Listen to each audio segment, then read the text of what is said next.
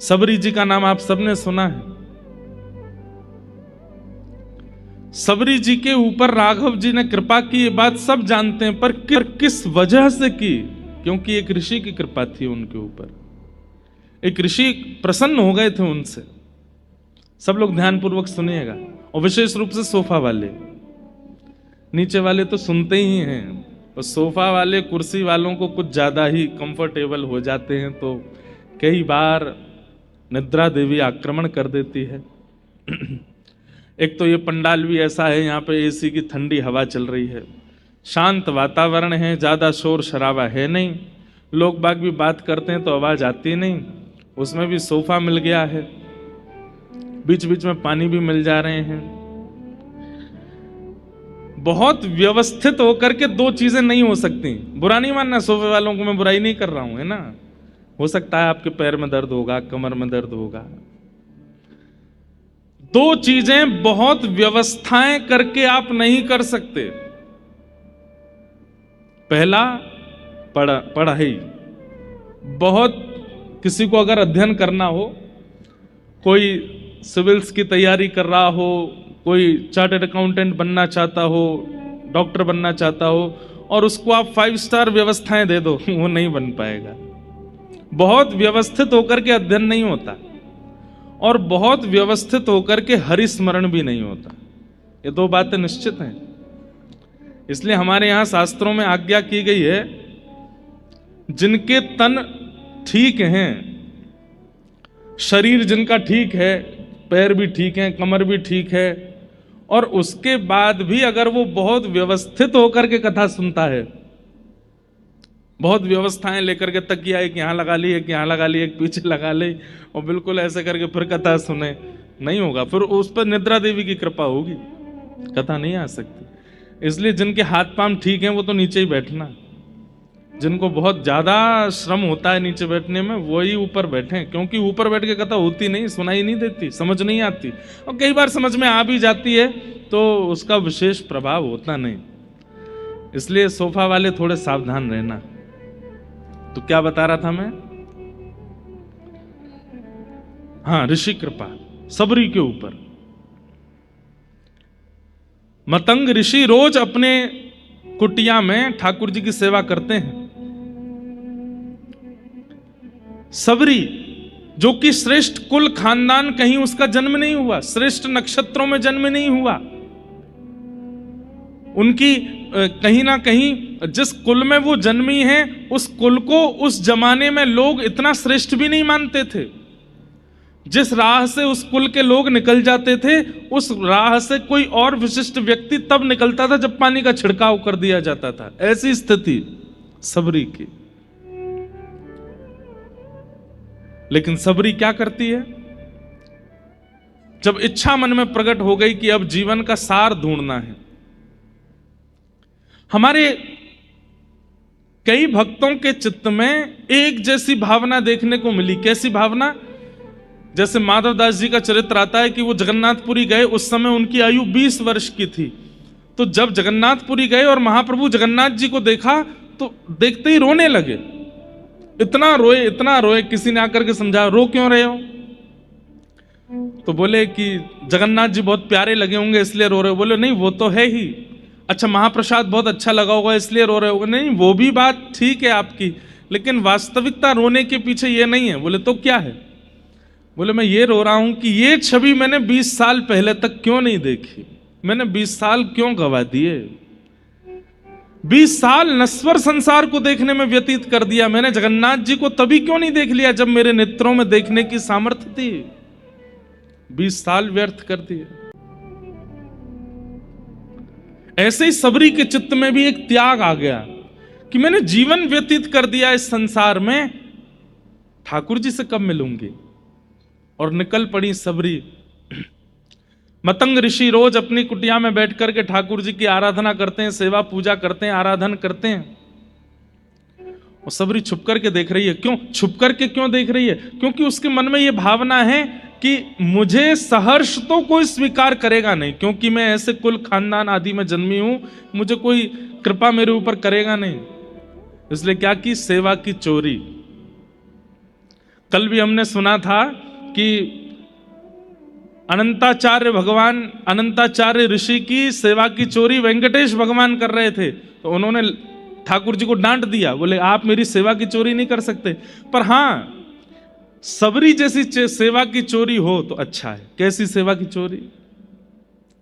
मतंग ऋषि रोज 3 बजे उठ जाते हैं, उठ करके जाते हैं वन में, जाकर के पुष्प तोड़ करके लाते हैं, लकड़ी काट करके लाते हैं, अपने आसन पर, आश्रम पर आकर के स्वयं यज्ञ कुंड बनाते हैं, उसमें अग्नि प्रज्वलित करते हैं, गोबर का चौका लगाते हैं, पुष्पों से ठाकुर जी का श्रृंगार करते हैं, आदि आदि ये सब व्यवस्थाएं। तो सबरी मन में विचार करने लगी, ये इतने श्रमित होकर के वन में जाके सब काम करते हैं, क्यों ना ये मैं ही कर दूं। तो कुछ दिन तक तो देखती रही कि ये क्या क्या सेवा करते हैं, इनको कौन से पुष्प प्रिय हैं, कैसी लकड़ियां लेते हैं, ये सब विचार करने लगी। और फिर जब लगा कि अब उचित है, तो मतंग ऋषि उठते उससे पहले लकड़ियां भी आ जाती, उससे पहले पुष्प भी आ जाते, उससे पहले बिल्वपत्र आदि भी हो जाते। ऋषि मन में सोचते ये कौन करके गया है, बहुत देर तक विचार करते, ढूंढते, और सबरी करके इतनी दूर चली जाती कि ऋषि को दिखाई ना दूं मैं। और फिर दूर बैठ करके केवल चिंतन करती, मुझसे अपराध तो नहीं हो रहा है ना, हे ठाकुर जी मैं अपराध की भागीदारी तो नहीं बनूंगी ना, बस मैं गुरुदेव मुझे स्वीकार करें उसकी मैं प्रतीक्षा नहीं कर रही हूं, मैं पहले ही उनकी सेवा कर रही हूं। मतंग ऋषि थोड़ी देर तो देखते, जब कोई नहीं मिलता तो सोचते अब पूजा तो करनी है, कर ही देते हैं, तो वही सामग्री फिर अपनी सेवा में प्रयोग में लेते। सबरी आकर के चुपचाप देखती कि मेरी सामग्री प्रयोग में आई कि नहीं। हमारे आपकी जैसी नहीं थी सबरी, ढिंडोरा पीट देते हैं सेवा करने से पूर्व, हम वहां से ये लाए हैं आपके लिए, महाराज जी आप ये यूज करते, ये अब से ये लीजिए। और सबको होता है, बिहारी जी में बंगला बनते हैं हमारे यहाँ, गए आप लोग बंगला में देखो, ठाकुर जी का बंगला बनता है बहुत सुंदर, और फिर जिस चौखट पे बिहारी जी बैठते हैं उसके नीचे बड़े अक्षरों में लिखा रहता है, हैदराबाद के फलाने व्यक्ति ने बंगला बनवाया, कलकत्ता के उन सेठ जी ने बंगला करवाया। मान लीजिए आपकी सेवा भी ले ली, बंगला भी बना दिया, लेकिन बिहारी जी के नीचे नाम नहीं लिखा है, तो नाक मुंह सुकुड़ जाएंगे आपके। इतनी एक तो हमने सेवा कर दी, ऊपर से हमारा नाम भी नहीं बोला। सबरी ऐसी नहीं है, सबरी तो चुपचाप देख जाती है कि मेरी सेवा प्रयोग में आ गई, बस प्रसन्न हो जाती है। अगले दिन और निष्ठा से सेवा करती है।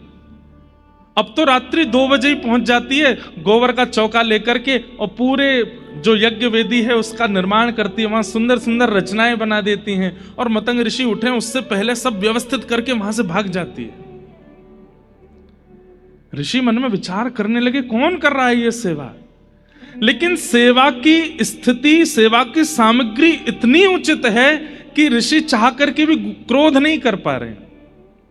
एक होता है कि क्रोध आ गया, कौन है मैं पकड़ के देखूं तो, लेकिन वो सब सामग्री इतनी व्यवस्थित होती थी कि ऋषि चाह करके भी क्रोध नहीं कर पा रहे। कहते हैं महीनों निकल गए, मतंग ऋषि की सेवा कर रही है और ऋषि को भी क्रोध नहीं आ रहा है, क्योंकि सेवा इतनी व्यवस्थित कर रही है। एक दिन ऋषि के मन में आया कि मुझे क्रोध नहीं करना है, पर मैं देखूं तो सही इतनी निष्ठावान कौन है। एक सेवा का एक स्वरूप होता है, हम लोगों की सेवा का, हर दिन हमारा उत्साह, एक्साइटमेंट घटता है, हर दिन हमारा उत्साह घटता है। नए नए लड्डू गोपाल जी जब घर आते हैं ना, तो पहले 10 दिन तो देखो क्या सेवा होती है, सुबह नवाना है, इनके लिए माला बनानी है, इनके लिए पोशाक लानी है, दुनिया भर के ऑनलाइन सब ढूंढ लेंगे, यहाँ से इत्र मंगवा दो, इधर से चंदन मंगवा दो, यहाँ से पोशाक बनवा दो। और जैसे ठाकुर जी 1-2 साल पुराने हो जाते हैं, मम्मी मेरे से उठा नहीं जा रहा, आप ही कर दो, आप ही देख लो, ठाकुर जी को कर दो। हमारा उत्साह घटता है। लेकिन सबरी का उत्साह प्रतिदिन वर्धन होता जा रहा है। वो इतने भाव से सेवा प्रस्तुत कर रही है, मतलब उन्हें यह तक पता है कि कर्दम ऋषि, मतंग ऋषि कौन से प्रकार के पुष्प, किस तरफ झुके हुए पुष्प ठाकुर जी को अर्पित करते हैं, तो उसी तरफ झुके हुए पुष्प लेकर के आती है, कुशा लेकर के आती है। मतंग ऋषि के मन में क्रोध नहीं है, लेकिन अब इच्छा हो रही है कि ये जो सेवा करता है उस पर कृपा होनी चाहिए। इतनी भाव से सेवा, आज भावुक हो गए मतंग ऋषि। और बंधुओं एक बात बोलूं, शिष्य का, वैष्णव का सबसे बड़ा अवार्ड क्या है कि कोई भगवत प्राप्त व्यक्ति उसकी भावना से प्रसन्न होकर के भावुक हो जाए। इनको प्रसन्न करने के ज्यादा प्रयास मत किया करो, इनको प्रसन्न करने के ज्यादा प्रयास मत किया करो। मैं अपनी कथा में कहता हूं, हरि प्रसन्न होंगे तो वैकुंठ देंगे, लेकिन हरिजन प्रसन्न होंगे तो हरि को दे देंगे। अगर खाटू श्याम जी प्रसन्न हो गए तो क्या करेंगे? श्रीनाथ जी प्रसन्न हो गए, राधा रमण जी प्रसन्न हो गए तो क्या करेंगे? गोलोक धाम दे देंगे, साकेत दे देंगे, वैकुंठ दे देंगे। लेकिन हरिजन प्रसन्न हो जाए तो हरि को ही पकड़ के नीचे बुलाएंगे, बोले इसको मिलो, इसको प्राप्त हो। आज मतंग ऋषि के मन में आया कि मैं कृपा कर दूं जिसने ये सब सेवा की है, उस पर मेरा मन बस वारी वारी जा रहा है, लुटाने का मन कर रहा है, इतनी अद्भुत सेवा।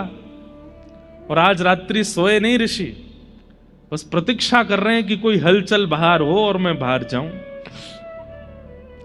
तभी सबरी आकर के सेवा कर रही है और ऋषि बाहर जैसे प्रस्तुत होते हैं तुरंत सबरी घबरा जाती है, दौड़ने लगती है वहां से। ऋषि कहते हैं सावधान, वहीं रुक जाओ नहीं तो शाप दे दूंगा। रुक जाती है, नेत्रों में अश्रु आ गए, चरणों में प्रणाम करके कहती है मैंने अपराध किया, मुझे क्षमा कर दें। ऋषि बोले तुम हो कौन और तुम ये सब सेवाएं क्यों कर रही हो मेरी, और ये छुप करके करने की क्या आवश्यकता है? तुम मुझे बोल दो, मैं तुम्हें आज्ञा कर दूंगा कि ये ले आओ, वो ले आओ, ऐसा कर दो, वैसा कर दो। तब सबरी कहती है आज्ञा करने के बाद उसका पालन करना यह भी एक सेवक धर्म में निम्न कोटि हो जाती है। गुरु की आज्ञा हुई नहीं उससे पहले समझ जाना, यह श्रेष्ठ कोटि होती है, यह श्रेष्ठता होती है। आप आज्ञा करें और उसके बाद में उसको पूर्ण करूं तो इसमें मेरा सौभाग्य क्या है? आपका मुखमंडल देख करके मैं पहचान जाऊं कि आप क्या चाहते हैं, वो मेरी सेवा का धर्म है ना। ऋषि बोले मैं तुमसे बहुत प्रसन्न हूं, बहुत प्रसन्न हूं। अब मैं तुम पर कृपा करना चाहता हूं, अब तुम ये छुप करके मत करो, अब मैं आज्ञा करूंगा वैसे सेवा करो। इस कारण से मतंग ऋषि को कितने लोगों ने त्याग दिया, कितने वैष्णवों ने उनके बारे में अपवाद करने शुरू कर दिए, कई ऋषियों ने उनके बारे में अनर्गल वार्ताएं करनी शुरू कर दी। बोले एक तो स्त्री को सेवा में रख लिया, ऊपर से ऐसी स्त्री जिसका कुल खानदान भी पवित्र नहीं है। मतंग ऋषि जब ये बात सुनते हैं तो कहते हैं वह कुल धन्य नहीं जिस कुल को पूरी रामायण याद हो, पूरी मानस जी की चौपाइयां याद हो, पूरे भागवत जी के सदग्रंथ याद हो। वह कुल धन्य है, वह व्यक्ति धन्य है जिनके पास भले ही सब कुछ ज्ञान में ना हो लेकिन चित्त में भाव प्रकट है। समय आया और मतंग ऋषि एक दिन सबरी जी से कहते हैं अब मेरे जाने का अवसर है, अब मैं जाऊंगा। रोने लगी सबरी, अब ऐसे मत कीजिए भगवान, आप चले जाएंगे तो मैं कहां जाऊंगी। बोले नहीं, मैं जाऊंगा तभी तुम्हें ठाकुर जी मिलेंगे।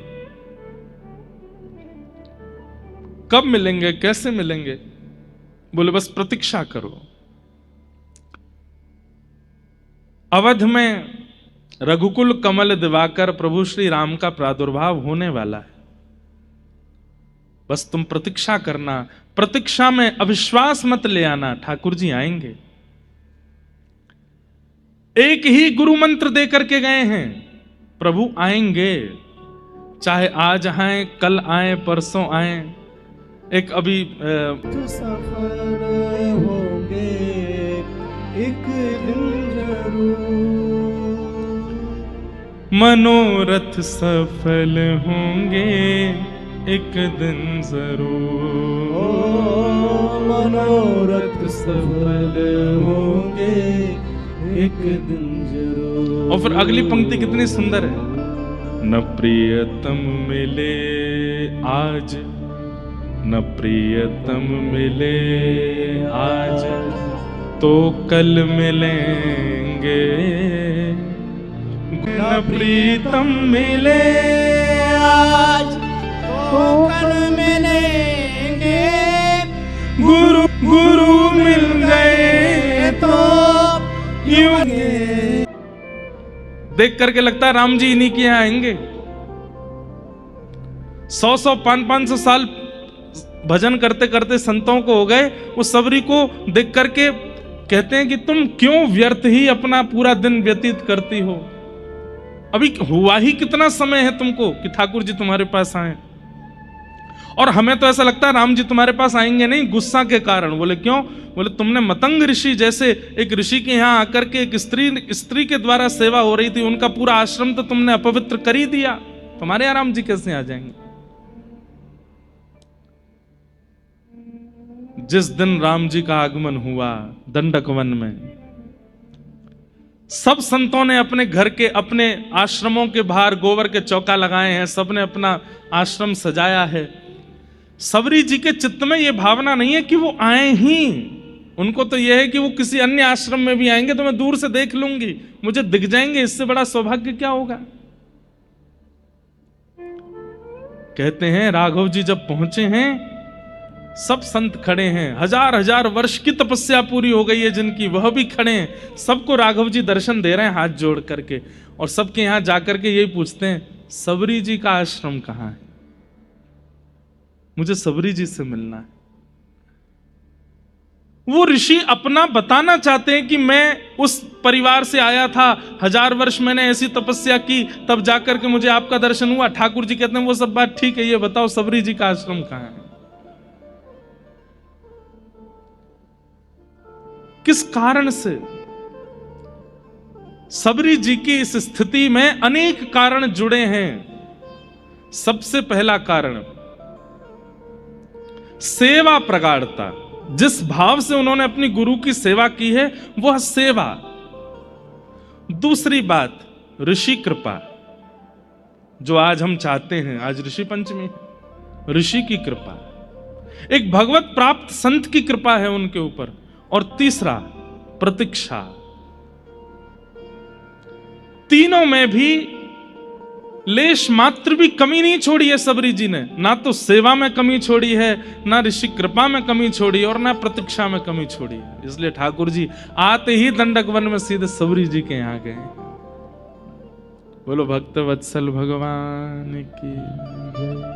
इसलिए आपका जन्म कुल अच्छा है, नक्षत्र अच्छे हैं, तिथि अच्छी है, समय अच्छा है, कुंडली बहुत अच्छी है, तो ये सब चीजें सोच करके ये विचार मत किया कीजिए कि आपकी कुंडली तो बढ़िया ही है, जन्म नक्षत्र बढ़िया है, दिशा अच्छी थी, माता पिता बढ़िया है, सब कुछ तो सब अच्छा ही होगा। नहीं, ऋषि कृपा, भगवत प्राप्त संतों की कृपा, वैष्णवों की कृपा, वह कृपा बहुत आवश्यक है।